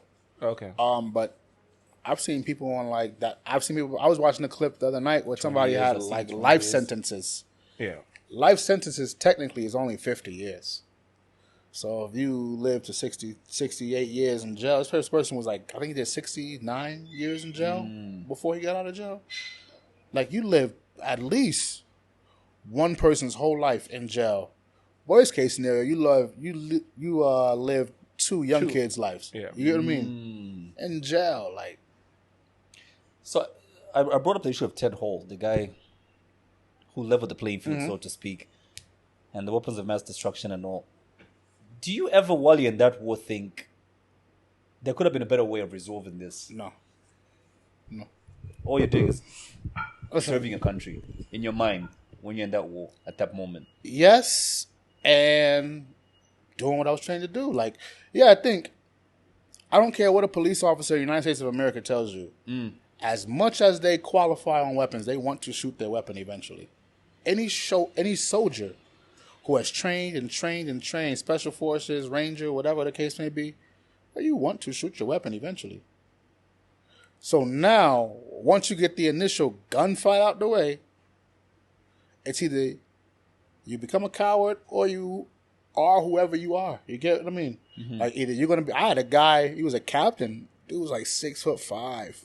We got ambushed one time, and this dude like was standing behind me, crouching behind me. I'm like, sir, everybody sees you. You're the tallest person here, and now the soldiers are looking at you. They end up literally changing his command. We got back to the fob. I think like 3 days later, he was gone. There's no way you could be our leader, crouching down, hiding. You never fired your gun once. We got back and counted your rounds. Everything was there. Wow. Like, come on, my guy. Like, help us out. Like, so yeah, we got rid of him quick. The guy that I spoke to you about that I met in Belgium, he tells me a story of the first accidental discharge that he did. So he meant to shoot the one person, and the wife jumped in the way to save her husband, and then he killed her. And that, to the day that I met him, which was 10 years ago, he says that's the one thing that with every other person, like Cullen has said, that he's killed, that one lady, he keeps replaying that over and over and over again. I had a friend, he had to kill a little boy. And this little boy was I won't say he was our friend, but we knew him. He would always come to the gate. He would sell us DVDs. I had a connection. I'd buy alcohol from him and sell it to the guys or whatever. You know what I mean? So one day he walked into the checkpoint where they kept telling him to stop, and he wouldn't stop. But he just looked swole today. Like, dude been working out on steroids. Like, what's going on? Yeah, he had a vest. And so I'm yelling to my guy, like, yo, take the shot. Like, you got the scope. Take the shot. No, man. Me or you? Me or you? So ain't shot, dude blew up, right? And I want to say I was 18, so he might have been 19. His mind has never left Iraq. He's never come back from, mentally, he's never come back from that. Wow. To this day. We had to cover for him in a way where it was, when we went to missions, we take him with us, but we have him back of us. You know what I mean? Like, we knew there's a strong possibility he might not want to shoot this gun no more. How old was this dude at that point? He was 19. All right. So, sorry, the kid. Oh, the kid might have been like 10, 11. Wow. Yeah. So we knew our friend now. Wait, the kid who blew up was like 10? 10 or 11, something like that. Wow. So we knew our friend who shot him, he's never going to be the same again. Yeah. You get what I mean? Like, so now instead of you breaking through the doors, we got you in the middle of the pack now. Until we get back home. Once we get you back home, we tell you, like, yo, sign out and figure out a way to go home. Because it's not for you. And you never know who has that flight or fly until mentality. You are, yeah. Yes, me, it's all fight, bro. It's all fight. Anything, it's all fight. I remember when I first came to Zambia. So kind of like you, I learned to quickly read the environment that you move to. Right. Spent so many years. My school in South Africa. I went to Belgium. I worked there. I moved to Germany, and where I lived in Düsseldorf, there were so many races. You lived in Germany? Yeah. What part of Germany? Cologne. Cologne? Yeah. I lived in Baumholder. Oh, that's dope. Y'all live in Baumholder and Spangdahlem. Oh, okay. Man. I lived in Kitwe. He said, Sprechen Sie Deutsch. So essentially, in every single place that you move to, it would get to a point where if you're too laid back or if you're too chilled in a country that requires you to keep your head on a swivel, that could be the reason why you could make it home or not. Right. And the opposite is true. If you're too gung-ho and if you're too uptight in a country like Zambia, you're going to stick out.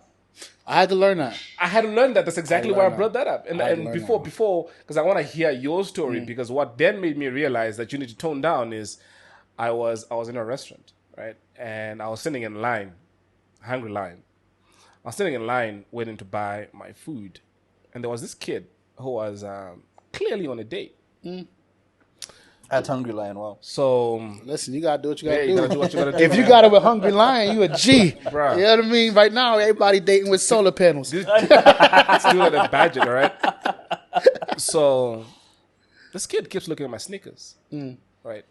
So he looks at my sneakers and he looks at me.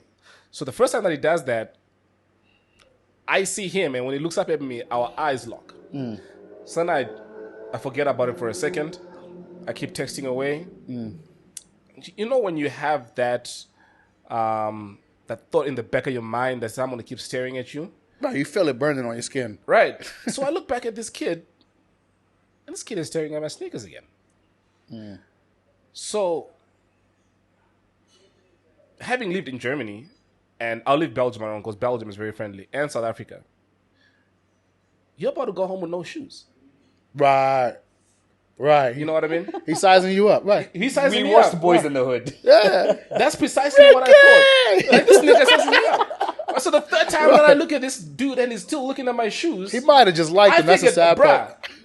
bruh, right, I'm going to bring this up if you're not. Right. Because I'm getting uncomfortable. Right. Right, so I said, do we have a problem? It's like, what are you Right. talking about? I'm like, it's so funny because my ex-girlfriend is the first one that noticed that, dude, your knuckles are so dark. Is there a reason why? Right? And I'm like, hey, listen, them white people, there's only so much talking you can do. Right? So I get confrontational, and I could clearly see the fear in this boy's eyes that I'm being the aggressor here. Right. Yeah, nobody's gonna steal shoes in Zambia. Right. That's when you feel like crap, right? That's when you Feel feel like like shit. a bully. You be like, whoa. Right. Yeah. So that I apologized. I offered to pay for his meal. But yeah, that was my. You know what, dude? You might want to tone down. Did you pay for his meal though? I did. Nah, It was Hungry Lion, bro. How much? That date went very well. How expensive could that have been? my instance is wow, man. I'm driving. What's that roundabout with the big chicken? Hybrid roundabout. Hybrid. Yeah. All right. So y'all have these buses, like these mini buses.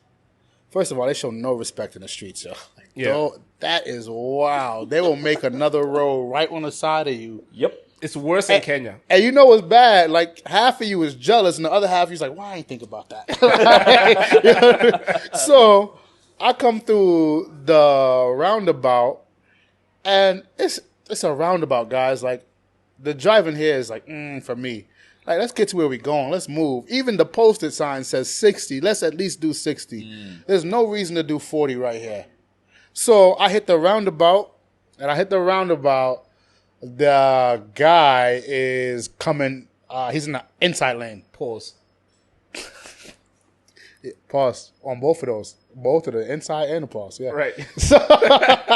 So he's coming around, and I'm coming around. Now, no blinker, no nothing. Cuts me off. Ooh. Like, there's two lanes that can go this way if you want to. You can use both of these. Yeah. So Clean cuts me off. And I realize he cuts me off because he wants to get at that corner to do his PHI, parking. So I laid on my horn. Mind you, in America, road rage is serious. Yeah. Like, don't do this to don't cut somebody off and then look straight. Like, that's all you are is inciting a riot. Like, they're gonna get pissed off. Like, at least like, my bad, man. Say something, but don't act like you ain't see it. So the dude gets out the car. He pulls over and he gets out the van. Like, and I was like, oh. And I'm thinking to myself, God, you know me. Don't let me embarrass myself here. You know what I mean? Like, you know me very well. Like, don't put me in this position. But then my other side of me is like, ooh. It's on and popping. You know what I'm saying? So he gets out, I get out the car, and I'm like, yo, what's going on? Like, why would you just cut me off? And, like, here in Africa, you like to talk with your hands a lot. Yeah. When I tell you this dude finger touched my lip, I lost it.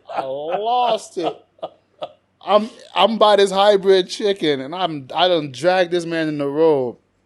I pushed him. I pushed him so hard that he fell.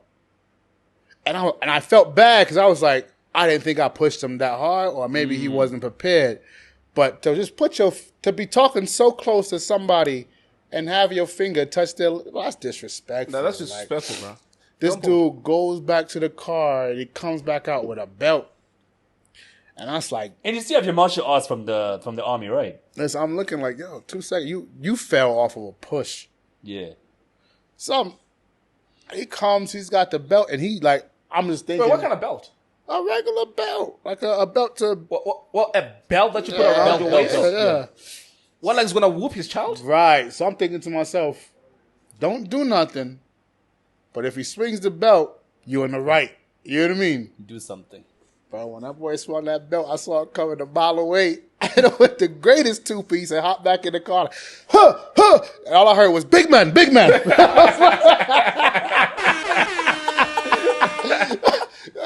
Now all your passengers get out your van. Like, these are paying customers. They worried about you now. Like, and I was like, now I got to help you get up. Like, this has turned bad for everybody. Like, Wait, which move did you...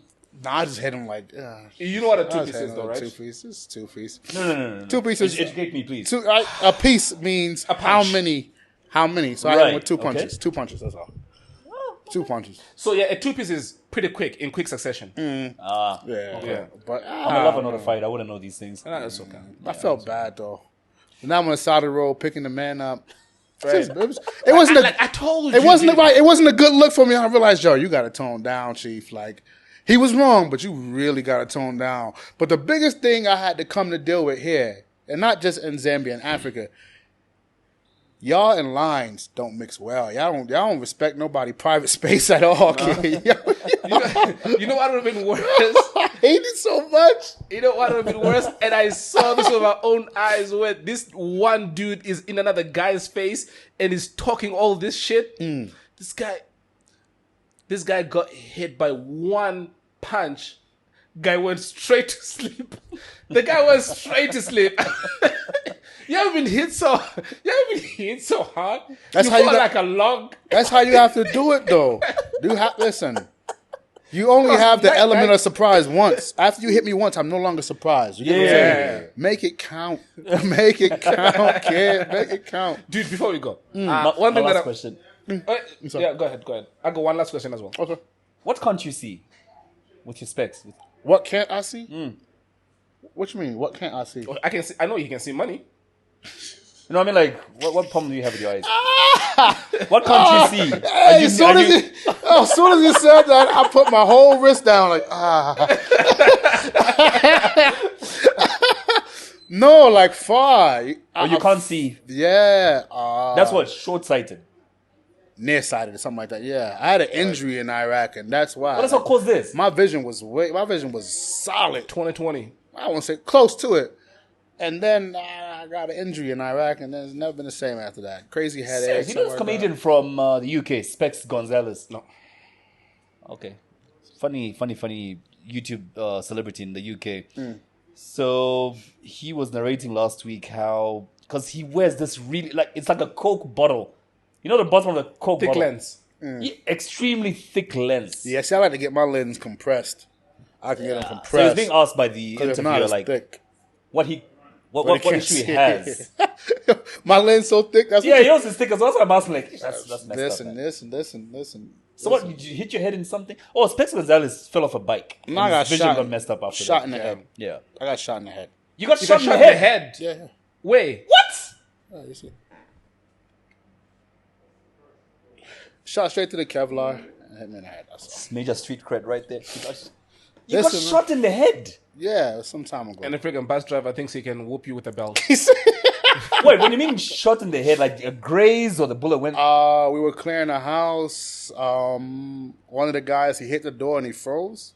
Yeah. He didn't roll. So kind of wondering why he froze and it was taking too long. So I went and pushed him out the way. When I turned, I saw why he froze because a dude right there. I had to drop on him and he had to drop on me. That was all it was. Damn. Shot me right in the Kevlar. Bang. What? So wait. Sorry, his Kevlar is question what? Your helmet? Yeah, hit my helmet. Went just like this. And by the time I took my helmet off, the bullet was sitting in the helmet. At the back of the helmet. It was sitting in the top because it's once they took it off, it was just sitting. Spinning. Also, there's nothing really. Nah, I cracked my skull. So if you didn't have that, we would not be talking to you right now. If you didn't have the helmet. No, it was still just. No. If I didn't have the helmet, I'd be done. Serious? Yeah, it was a dead-on shot. It was a dead-on shot. The dude was a little taller than me. It was a dead-on shot, but just hit the helmet. Everybody's taller than you, London. Huh? Everybody's taller than you. Everybody's what? Everybody's taller than you. So wait, the bullet hits your head. It settles in the helmet. Do you black out? What happened? What does the guy do? I blacked out. Somebody shot him. I blacked out. They drugged me. And when I woke up, I was in a Humvee. And I thought I was blind. And I was like, I'm screwed. Like, I'm really screwed. Like, before. So all you could see was red for a moment. Yeah, but the year before this, it was my leg. You got shot on the leg? ID. So. Okay. What, did you step on it? Nah, I hit that Humvee. Oh, you hit the It blew up the Humvee, yeah. So I'm thinking, like, at that time, like, okay, yo, we need to explain to people. Because Kaling and I and you could know what that is. So IED is improvised explosive. I know what a device. Humvee is. IED. Yeah. IED is a improvised explosive device. What, that if you drive over it, it It'll explodes? just blow up, yeah. So they just like bury those Wait, in the this is sand. what happened along in the one day? roads. No. Oh, right, okay. I said a year before. Oh, a year before, okay. I had this issue. So when I had this issue, my only thing was like, I was like, man, I can't go home like with one leg. Like, you know what I mean? Like, I can't. I swear, yo. The first thing I thought was, I ain't getting no girl with one leg. That's all I was worried about. I told the doctor, please don't take my leg, man. Fix it. It was like, we think you got gangrene. I was like, nah, just stitches. And it was like, nah, it's broke. Like, it's jacked, man. Like, and I was talking, and I was like, hey, man, I need you to get my Sergeant Major. And so I went and got my Sergeant Major. He was like, cool. The Sergeant Major came, and he was like, what's up, Wilson? You all right? And I was like, please don't let him take my leg. I was crying. I was boo crying, kid. I was like, all I wanted to do was pay for college, man. I didn't want to lose my leg. But yeah, I was worried, man. So back to the so you wake up, you're in the back of a Humvee, you're bleeding all over the place, you can hardly see. I thought I was blind, man. But it was dry blood in my eye. So I got back, just put like a little plate in there and stitches. And So you've got a plate in your head right now. Small plate. How do you make it past the airport? I don't. I tried to tell them. They just tell them. This is what's going on, blah, blah, blah, blah. Because they got the one where you got to open your arms and scan. And they got the other x-ray one. So I just use the x-ray one. And they're able to see the plate in your head. See that? I got 2 rods, 6 screws on this leg. For this one. What Terminator this man, eh? It must be crazy going through the airport, isn't it? Nah, it must be crazy waking up in a cold climate. All right. It's the worst. Forget the airport. You still got pain in a cold climate, I feel like you pissed yourself, yo. Like you got metal in your legs, so and it's cold inside. If it's gonna rain, I know it's gonna rain before it gets cold. I feel old, bro. I feel so old. I'm like, nope, rain today. Feel it in my leg. Yep, literally. Like if my leg like swells up a little bit, I know what the weather gonna be like. It's wild. So you're operated on, and like then after that, 7 operations on this one. No, I mean like 2 on this one. Yeah, still on that one. Yeah. 7 on my leg and 2 on my head. Okay, cool. So it's when you wake up, you realize your eyes are fucked. You can't see, you need specs. No. So some time had went by, and I just kept getting like headaches. Right.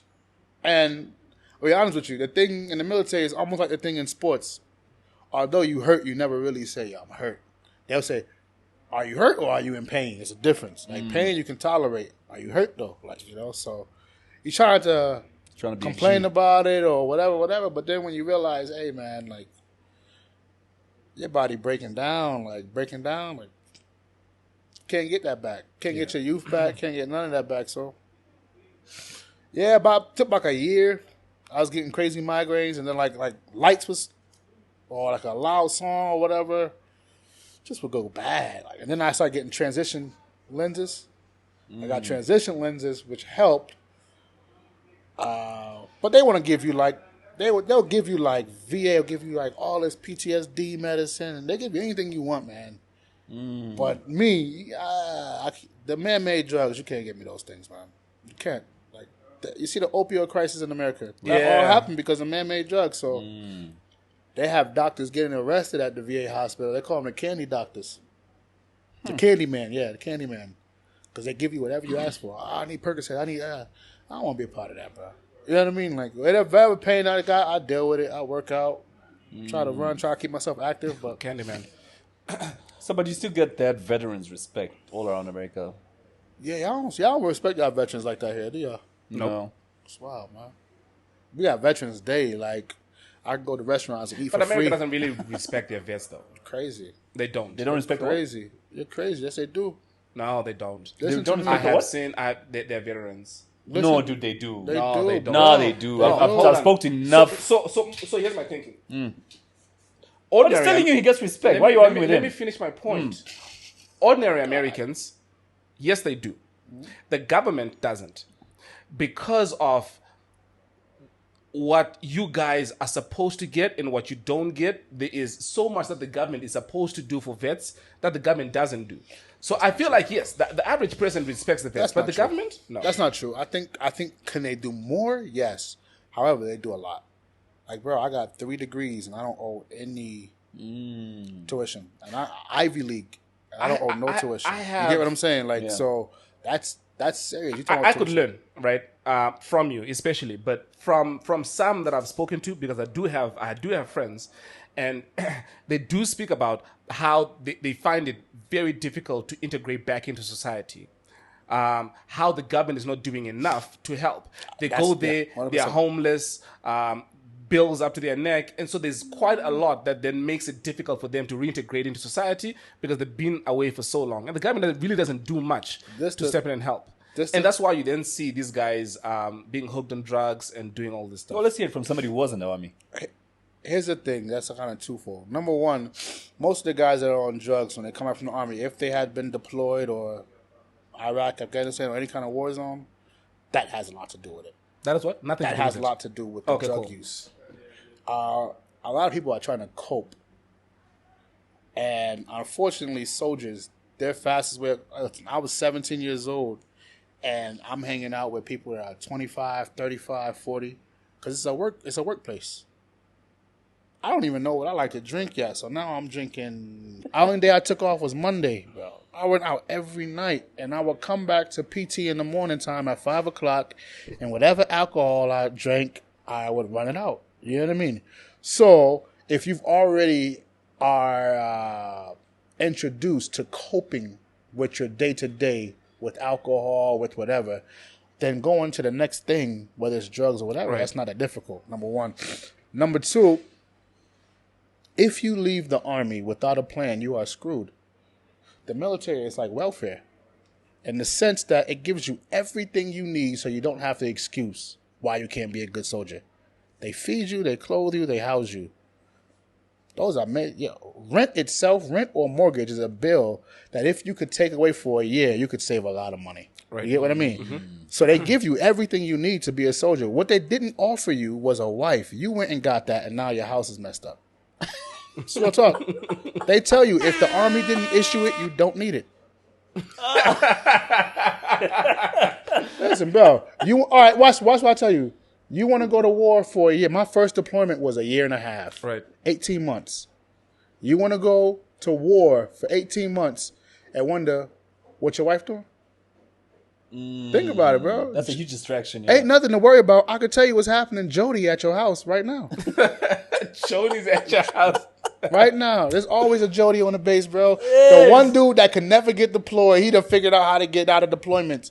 And he in the back there hanging out with your wife. You know what's happening. Suck it up. My last question. What's your thoughts on upcoming elections?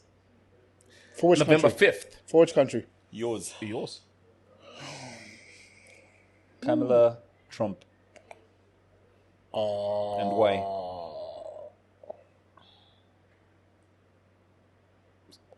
I don't think Kamala Harris is solid enough. But most politicians aren't solid anyway. You know what I mean? They're not.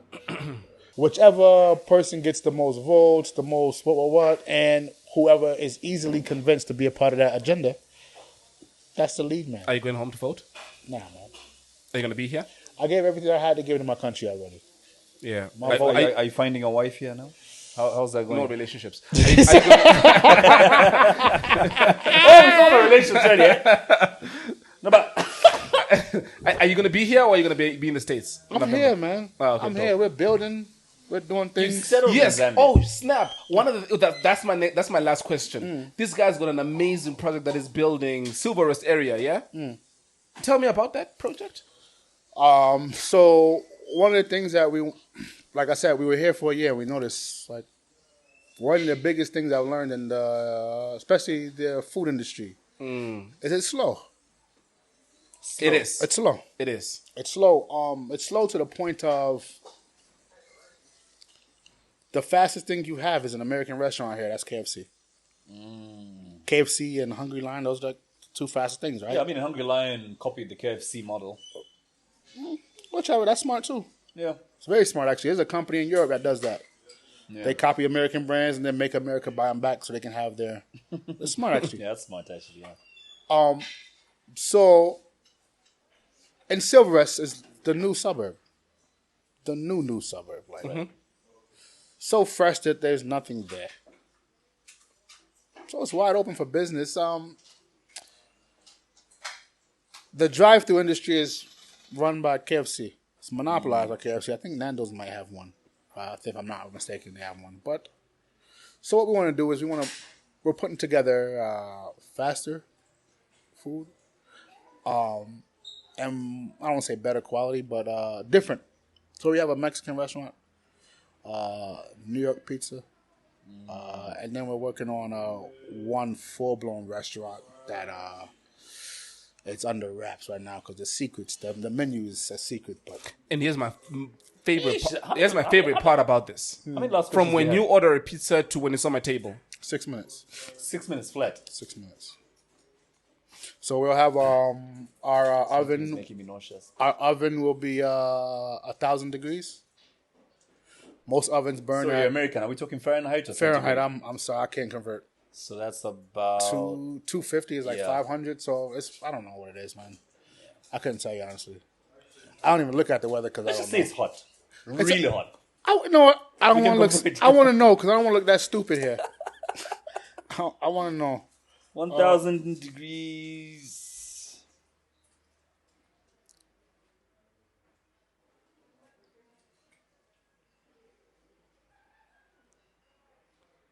All right, I'm going fishing after this. 537. 537. Okay. Yeah. So the oven will burn at 537 degrees Celsius, which allows it to cook faster. But it's proper cold. It's Still- proper New York. Still coal melts fire at piece. 100, right? Still melts. At 100 No, degrees. that's water boiling. No, we've that's got what a boiling, right? We've got one of the differences between And the remember, pizzas 100 here. degrees Fahrenheit, that's body temperature. The pizza here and the pizza there is the cheese. It's the biggest issue. Cheese crust. We got that though, so we'll be good. London, I really wish the army bits. I wanted to hear more about that. But you're around. I'm sure I'm gonna have you sometime here soon. Yeah. Oh, yeah. 2,500 degrees is what melts steel. Yep. This was an incredible episode. I mean, it took a totally different direction to what I thought it would because there's quite a lot to cover when it comes to you, right? I think we need a part 2. There's quite a lot that I would want us to then get into, especially with your background in the military, with your background I've got as many questions about that. as an entrepreneur. You come to Zambia and you see things with fresh eyes that somebody who grew up here would never probably see. I always speak about it like standing too close to an elephant. You've heard that analogy, right? Right. But that's concerning though. If you notice, everything you need to know, even if you want to learn something, it's on YouTube. Which I do means that all the time. Yeah. you can push yourself. There's people to learn from, but 45 minutes away from food, that's just a long time for me. It's just long. It's a And I long hate how time. they lie about. No, the food will be ready in Just now. What's the standard they give us? 10, 15 minutes. 15 minutes. But I And it promise still you, takes an hour. my first restaurant I ever went to in Zambia was a nightmare. The guy came, the waiter came, he gave me the menu, and he stood right behind me, bro. and said nothing. Didn't tell me we got a special. Is this your first time here? What would you like? Dude just sat there with his dick on my shoulder. I was like, what is going on, Greg? Like, where did they do this at? London, thanks What for kind of party is this? Till the next episode. Have a lovely day. Oh, man. How long did we run? Seriously.